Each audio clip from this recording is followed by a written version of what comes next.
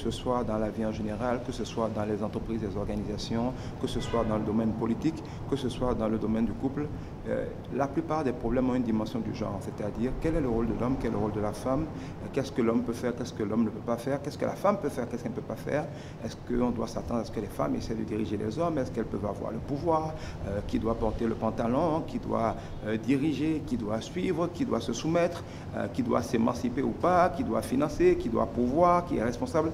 C'est des questions qui ont de toute éternité été des questions majeures. Et ces dernières décennies, ces dernières années, là, ce qu'on appelle l'approche genre, la question du genre est devenue un problème majeur, aussi bien si on veut bien faire les choses que pour éviter des conflits, parce que beaucoup de conflits aujourd'hui, beaucoup de problèmes dans l'humanité sont liés un peu au tiraillement entre les genres. Et je dirais qu'à cet effet, il y a de manière classique à peu près deux grandes approches quand on parle de l'approche genre. Il y a l'approche que je dirais misogyne et il y a l'approche de l'émancipation.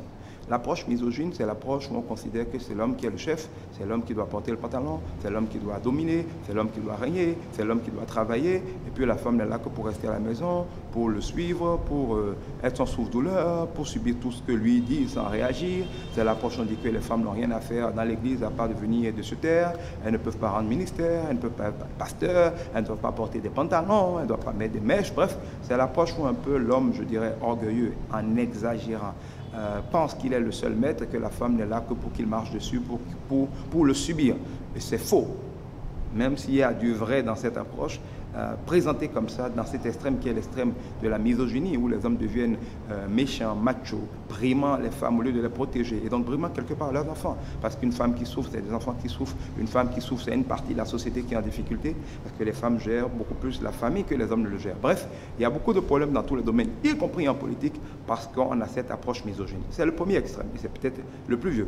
Et puis il y a le deuxième extrême qui date de quelques décennies, qui est venu un peu comme en réaction à cette approche, mais qui est lui aussi faux. C'est l'approche de l'émancipation. C'est l'approche de la rébellion. C'est l'approche où la femme ayant été brimée dit « je veux prendre le pouvoir, je vais me rebeller comme les hommes, je vais prendre ma place, moi si je vais diriger, tout ce qu'un homme peut faire, une femme peut le faire ». C'est faux, c'est pas vrai que tout ce qu'un homme peut faire, une femme peut le faire. Les hommes n'ont pas de règles, ils n'ont pas des jours dans la semaine ou dans le mois où ils sont fatigués, ils sont de mauvaise humeur. Les hommes ne sont pas faibles, les hommes ne sont pas émotifs, les hommes sont rationnels. Je ne dis pas que les hommes sont parfaits, que les femmes sont mauvaises, mais c'est faux de dire qu'une femme a été conçue pour faire tout ce que les hommes peuvent faire. Et c'est faux de dire qu'un homme peut faire tout ce que les femmes peuvent faire, qu'il n'a pas besoin des femmes. C'est deux extrêmes, excusez-moi, exagérés, qui ne sont pas sages.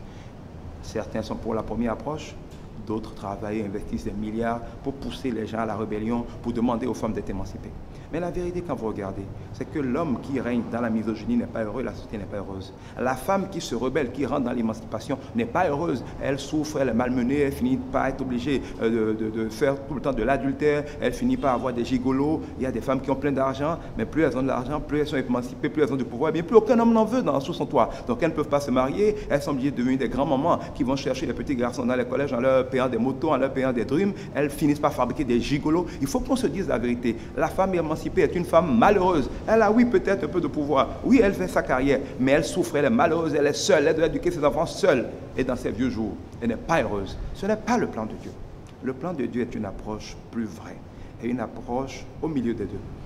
Et c'est cette approche-là que Dieu présente en disant un homme qui exerce le pouvoir, une femme qui exerce de l'influence. Un homme qui reçoit le pouvoir pour impacter, pas pour brimer, pour aimer, pour assumer, pour développer, pour réaliser, pour accomplir, pour protéger, pour pouvoir. Mais une femme aussi qui a une certaine influence, parce qu'enflammée par la puissance de Dieu, va influencer les hommes, va influencer la société, va influencer les enfants. Comment cet équilibre se trouve? Sans que l'homme ne se permette n'importe quoi au nom de son autorité, sans que la femme ne se permette n'importe quoi au nom de sa faiblesse ou alors au lieu de son émancipation. Dans quelles circonstances l'homme doit diriger? Dans quelles circonstances la femme doit diriger? Qu'est-ce que l'homme est censé faire? Qu'est-ce que la femme est censée faire? Parce que l'approche où les deux sont pareils est une approche où les deux sont malheureux. Aujourd'hui, il y a plein d'homosexuels. Quelque part, je les comprends. Si on dit que les hommes peuvent faire tout ce que les femmes peuvent faire, toutes les femmes peuvent faire ce que les hommes peuvent faire, bon, pourquoi ne pas se marier à un homme tout simplement? Et si on a une femme, pourquoi ne pas rester à une femme? Ces mentalités de misogynie et d'émancipation ont fait le nid. C'est vrai que l'homosexualité a toujours existé, mais on fait le nid à l'explosion de l'homosexualité. Il y a des couples dans lesquels il y a un homme, il y a une femme, mais l'homme ne prend aucune décision, il subit sa femme. Donc il y a deux garçons dans ce couple. Ils ne peuvent pas être heureux, parce qu'un homme ne peut pas être heureux en étant marié à un homme. Comme une femme peut être heureuse en étant mariée à une femme. Si je suis une femme que mon mari est un irresponsable, il ne peut pas pouvoir besoin dans ma famille, il ne peut pas prendre de décision, il ne peut pas exercer d'autorité. Je ne peux pas sentir que je suis à l'abri d'un homme fort qui me protège. Et je dois être la femme, c'est moi qui dois courir. On dit enfant, sous nous, glébenou, nous aussi. Ça veut dire quelque chose. Quand nous oublié d'être glébenou, elle est malheureuse. Et quand sous nous oublie d'être aussi, il est malheureux. Alors donc, quelque part, il faut revenir pour discerner, non pas avec misogynie, mais avec esprit de rébellion et d'émancipation, comment Dieu a prévu que les deux fonctionnent pour que l'homme soit heureux et épanoui, que la femme soit heureuse, soit épanouie, que les enfants soient heureux, que nos sociétés soient heureuses. C'est le but de la conférence internationale des femmes d'influence qui vise donc à donner aux hommes, aux femmes et surtout aux institutions, aux entreprises, aux institutions internationales et à toutes les personnes qui travaillent en général dans le domaine de l'approche genre, à leur donner une révélation de ce que le Dieu qui a créé les hommes et les femmes a prévu comme mode opératoire pour leur fonctionnement. Cela étant, le nom de la conférence est pensé à une conférence où il n'y aurait que des femmes. Mais c'est faux, il y aura beaucoup d'hommes, il y a autant d'hommes en général que de femmes dans cette conférence, parce que ce n'est pas justement une conférence qui réunit les femmes pour jouer les émanciper, les rebelles, lancer des slogans pour dire « nous aussi on va le faire ». C'est une conférence qui appelle l'humanité, qui appelle des hommes et qui appelle des femmes pour dire à chacun d'entre eux en quoi ils ont tort, pour dire à chacun d'entre eux en quoi ils ont raison. C'est une conférence où on va traiter des thèmes comme pourquoi les femmes sont très stressées aujourd'hui. Les femmes sont très stressées, ça leur crée beaucoup de problèmes. Et comment en sortir? On va avoir par exemple un cardiologue, Dr Randolph, qui va nous parler des problèmes de cœur. Aujourd'hui, les hommes et les femmes, parce qu'ils gèrent mal les questions de relations, ont beaucoup de stress, ont beaucoup de mal-être, ont beaucoup de frustration. Les gens ont des problèmes de cœur, ont des problèmes, beaucoup de problèmes se manifestent aujourd'hui parce que les hommes et les femmes ne sont pas épanouis, parce que les hommes et les femmes n'ont pas trouvé le bon équilibre pour vivre des relations saines. On va avoir des questions comme est-ce que les femmes doivent exercer le pouvoir politique? Et si les hommes doivent exercer le pouvoir politique, comment ils doivent l'exercer aussi? Est-ce qu'un chrétien peut devoir se mêler de politique? Est-ce que c'est ça dans le plan de Dieu pour lui? Pourquoi par exemple les femmes ont aujourd'hui de plus en plus de mal à se marier? Les femmes ont aujourd'hui plein de copains, mais elles ne trouvent plus de mari. Les femmes chrétiennes comme les femmes païennes. Et plus les femmes sont émancipées, plus les femmes gèrent leur carrière, plus entre griffes elles ont du pouvoir, moins en général elles arrivent à s'émanciper et à être heureuses. Pourquoi il en est ainsi? Bref, il va y avoir beaucoup de thèmes. Le but étant, dans toute cette conférence, d'aider les hommes et les femmes à mieux connaître leur rôle et à éviter les comportements malsains. Et c'est une conférence qui va se dérouler totalement en direct, que vous alliez sur la web radio du Centre Jésus pour réussir à jésuspodréussir.org, ou si vous allez sur ma page Facebook, facebook.com/EdgarGidibi. Toute la semaine de conférence sera en direct, en permanence, sera en direct. Souvent, les activités vont commencer le matin vers 9h, 10h, et puis il va y avoir des activités jusque vers 13h. Une pause, on va recommencer à 15h, et puis après, on va s'arrêter vers 18h. Et il y a les plénières du soir de 19h généralement jusqu'à 21h, 22h. Et ça va être comme ça de manière intensive pendant toute la semaine, de lundi à samedi. Samedi, nous allons donner les prix Antoinette Aniwanou. Antoinette Aniwanou, c'est ma belle-mère, paix à son âme. Et donc, depuis 2 ans, nous avons lancé des prix pour récompenser des hommes et des femmes de valeur. Il y a les prix Joseph pour des hommes qui incarnent l'homme mature, responsable, qui rend la famille heureuse, qui est un père. Il y a les prix Déborah, il y a les prix Sarah, il y a une série de prix qui sont là. Vous allez le voir sur nos sites web pour récompenser, pour encourager, pour primer des hommes de valeur, pour primer des femmes de valeur, qu'elles soient des jeunes femmes, qu'elles soient des femmes d'un certain âge comme Déborah, qui sont des femmes battantes dans le respect des hommes. Nous allons récompenser, comme d'habitude, ces femmes-là. Il va y avoir des parcelles qui vont donner à tous les gagnants de ces prix, par exemple. Et voilà, dans les grandes lignes, voilà ce qui va se passer. Les gens pourront participer à cette conférence totalement gratuitement. C'est une conférence où personne ne paye rien.